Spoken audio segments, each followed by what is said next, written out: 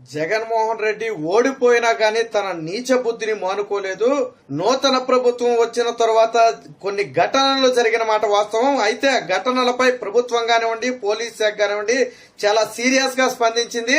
గతంలో వైసీపీ హయాంలో మహిళల మీద అత్యాచారాలు చేసినా, హత్యలు చేసినా, ఇతర పార్టీ నేతల మీద దాడులు చేసినా ఎవరు ఏమీ చేయలే అనే ధైర్యం వైసీపీ నేతల్లో, కార్యకర్తల్లో ఉండేది. అప్పుడు పోలీసులు కూడా నిస్సహాయాలుగా మిగిలిపోయేవాళ్ళు, వాళ్ళని ఏమీ చేయలేని పరిస్థితి.